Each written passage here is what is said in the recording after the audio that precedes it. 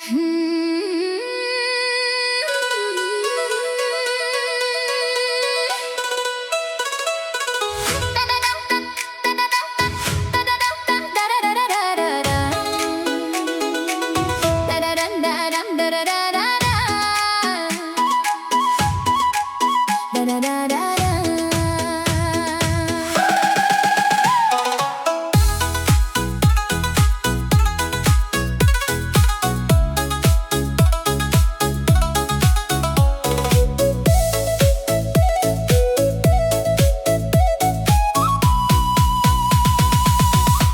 រជាកូនអ្នកស្រីជីវិតកំសត់ពេលក្រៃព្រឹកឡើងជួយម៉ែឲ្យធ្វើស្រែចំការរាល់ថ្ងៃចង់រៀនឲ្យបានខ្ពស់តែជីវភាពមិនអំណោយទឹកភ្នែកស្រក់ហូររយរយពេលលាចាក់សាលារៀនអូនប្រាប់ម៉ែទាំងយំម៉ែអើយកុំបាមកផ្នាកូនសុំទៅភ្នំពេញដើម្បីរកការងារធ្វើត្បិតមិនស្គាល់ផ្លូវមិនស្គាល់មនុស្សស្នៅទីនោះតែដើម្បីគ្រួសារយើងកូនសុខចិត្តទ្រាំលំបាកបន្តភ្នំពេញឲ្យភ្លើងពណ៌ស្រស់ស្អាតភ្លឺពេញរាត្រីអគារខ្ពស់តមរៀបគ្នាឡានបើកកាត់មិនចេះស្ងប់តែសម្រាប់បេះដូងអូននៅតែនឹកស្រែស្រុកស្រែនឹកខ្យល់បក់តាមវាលស្រូវនឹកម៉ែឪនៅផ្ទះចាស់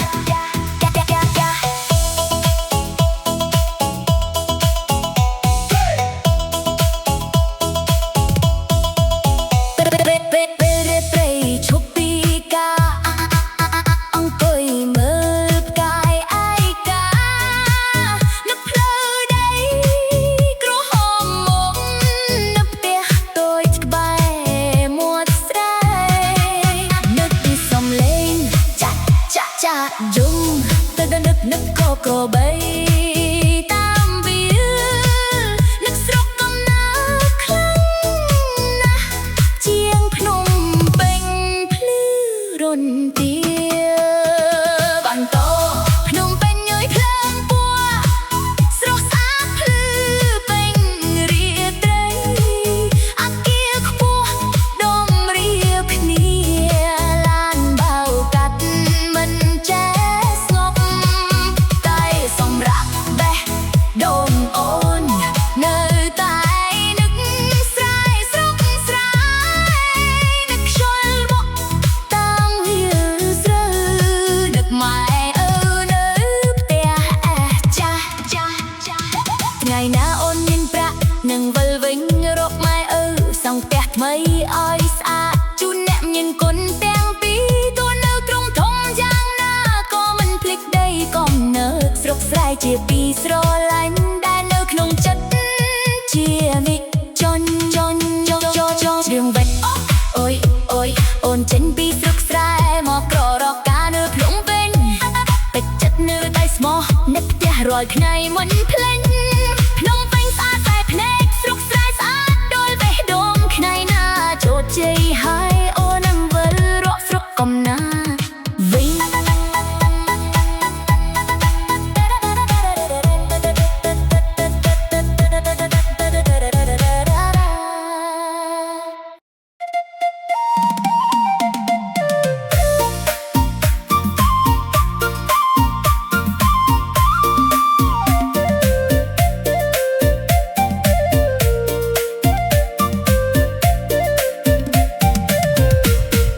ស្រុកស្រែពីផ្ទះម៉ែឪអូនធ្វើដំណើរចូលក្រុងធំមិនតាន់ស្គាល់ផ្លូវស្គាល់មនុស្សចិត្តនៅតែភ័យព្រួយជុំស្វែងរកការងារទាំងអត់ធ្មត់ទោះលំបាក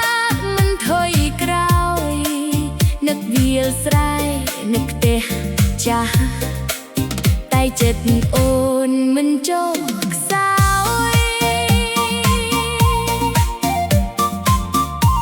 យងាចោះភ្លើងពណ៌ភ្លឺចាំងតាមហាវិថីស្រស់បំប្រងយិនយន្តទៅមកមិនដាច់នោះច្រើនណាស់គួរឲ្យកោតសរសើរសួនការីស្រស់ខៀវស្រងាត់បង្កើនសម្រស់ទីក្រុងធំដែលទស្សនាទេសភាពថ្មីធ្វើឲ្យចិត្តអូនរីករំភើបភ្នំពេញអើយអូនសូមសរសើរយកថ្ងៃភ្លឺចែងចាំងគួរឲ្យចង់មើលព្រះរាជវាំងឆើតឆាយស្រស់ស្អាតផ្លូវធំមនុស្សច្រើនមិនដែលស្ងប់ស្ងាត់អូនមកពីស្រុកស្រែតែចិត្តរីករាយបានឃើញទីក្រុងស្រស់ស្អាតដោយសូបាន់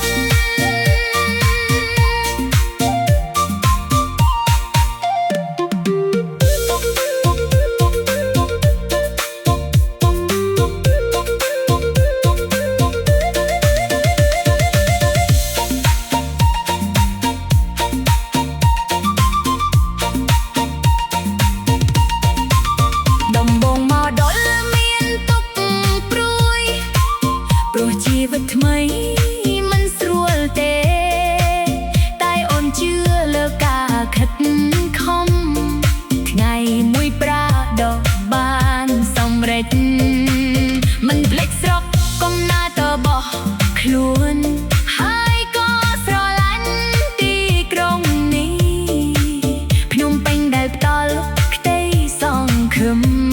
ឲ្យអូនបន្តដំណើរជីវិតភ្នំពេញអើយស្រស់ស្អាតក្នុងចិត្តពន្លឺពណ៌ភ្លឺចែងចាំងគ្រប់រាត្រីក្រុមមុំអ្នកស្រែម្នាក់នេះចង់ចាំទេសភាពមិនរសាយទោះថ្ងៃក្រោយទៅដល់ទីណាក៏មិនភ្លេចភាពស្រស់ស្អាតនៃក្នុងពេញឡើយ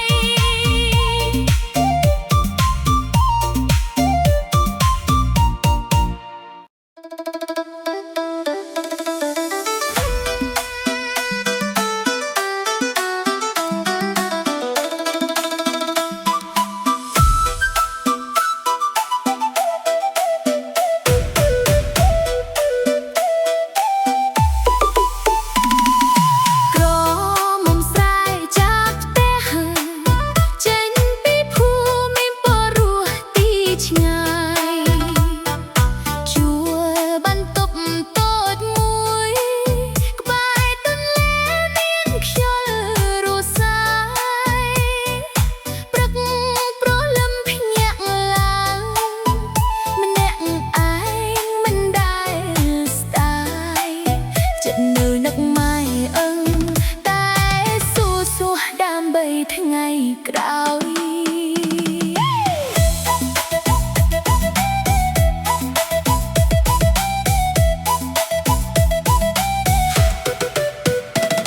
បានការងារមួយកន្លែង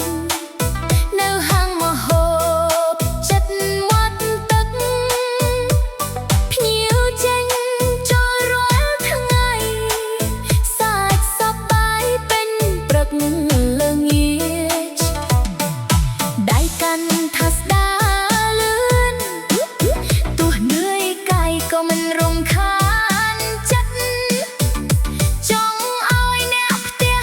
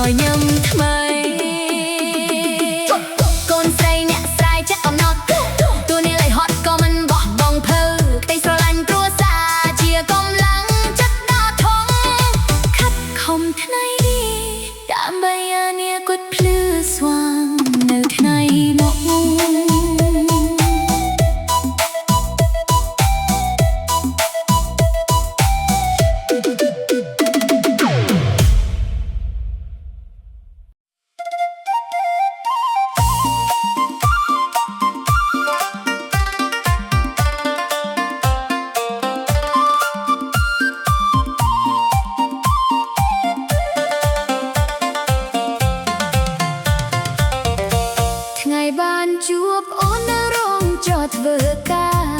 ចិត្តបងញាប់ញ័រមិនដឹងប្រាប់យ៉ាងណា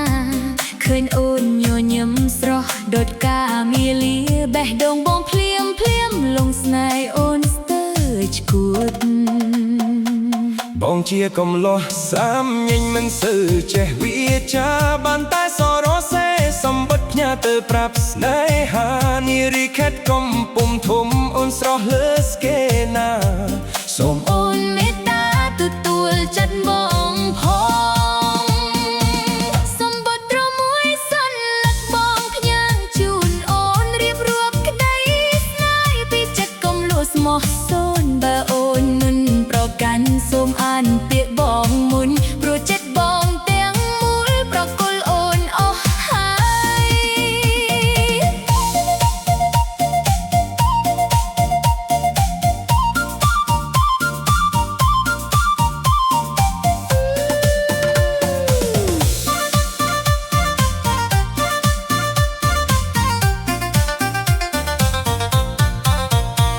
អូនបានអានសម្បត្តិទាំងចិត្តរំភើបណាស់ពីស្នេហ៍របស់បងធ្វើឲ្យអូនញញឹមច្បាស់តាំងពីថ្ងៃជួបគ្នាអូនក៏មានចិត្តដែរតែអូនខ្វះស្ពេកមិនហ៊ាននិយាយសងអូនសរសេរតបវិញដោយដៃញ័រតិចយ៉យថាអូនក៏ស្រឡាញ់បងតាំងពីថ្ងៃដំបូងនោះមិនមែនបងម្នាក់ឯងដែលលួចនឹកលួចចាំចិត្តអូនក៏ចងចាំរូបបងរាល់ថ្ងៃសម្បត្តិរបស់វិញនេះជាចំលើយស្នេហ៍អូនពាក្យមួយម៉ាត់ខ្លីស្លេថាអូនស្រឡាញ់បងពីថ្ងៃនេះតទៅយឹមកុំបែកទេលើសាំងស្នេហ៍ឲ្យរឹងមាំដូចសន្យាក្នុងចិត្ត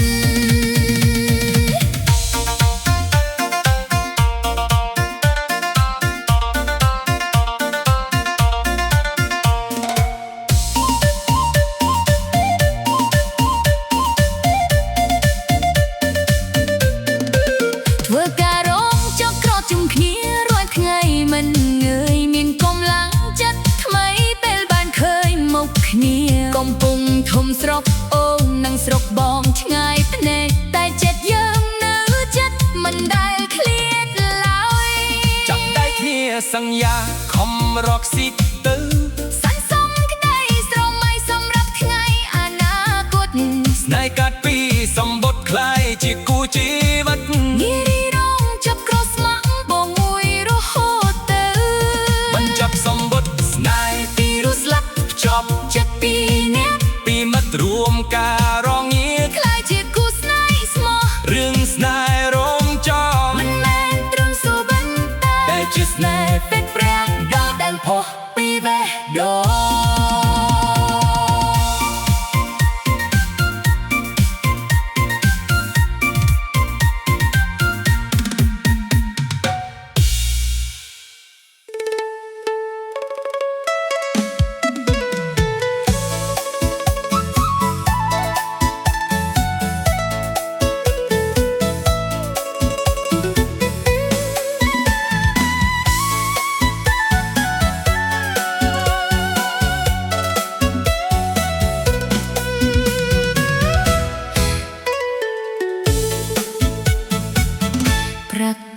ព្រលឹមថ្ងៃមិនតន់រះអូនភ្ញាក់ពីដំណេករៀបចំខ្លួនរួយទ្រាល់ជិះកង់ជិះម៉ូតូតាមផ្លូវវែងឆ្ងាយទៅរោងចុកធ្វើការមិនដែលរអូឡើយได้នៅផ្ទះចាំអូនផ្ញើប្រាក់អូនទៅកំពុងរៀនសាលាត្រូវការចំណាយញ៉ាំស្ហចូលខ្នងអូនមិនដែលស្ដាយ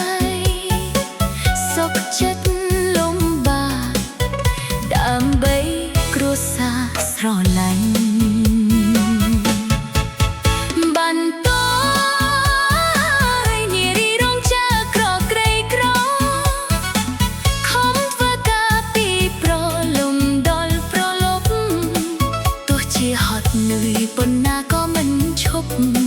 ព្រោះចង់ឲ្យគ្រួសាររស់នៅសប្បាយ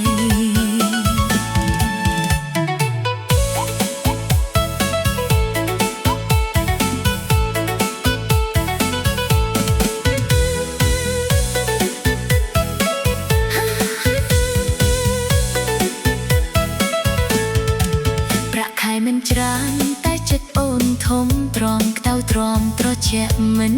ដែលថយក្រោយជីវិតស៊ូទឹកភ្នែកលែកក្រោយស្នាមញញឹមជាកុលធីតាដ៏ល្អគួរឲ្យសរសើរ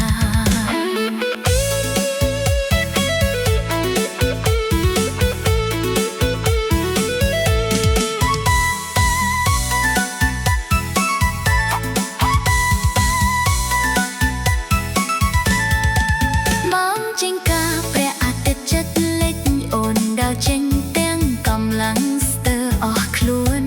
ដែលនៅឈឺខ្នងនៅចប់ពីការងារផ្ទួនតែចិត្តនៅរឹងមាំប្រគិតដល់ផ្ទះកញ្ចប់ប្រាក់ខែដែលអូនរកបានផ្ញើអនដែរទុកទិញអង្គចំអិនហូបស្នាមញញឹមគ្រួសារគឺជាកម្លាំងចិត្តធំឲ្យអូនបន្តស៊ូគ្មានថ្ងៃរាថយបន្តនារីរងចាក្រក្រីក្រខំធ្វើការពីប្រលឹមដល់ប្រលប់ទោះជាហត់នឿយប៉ុណ្ណាក៏មិនឈប់ព្រោះចង់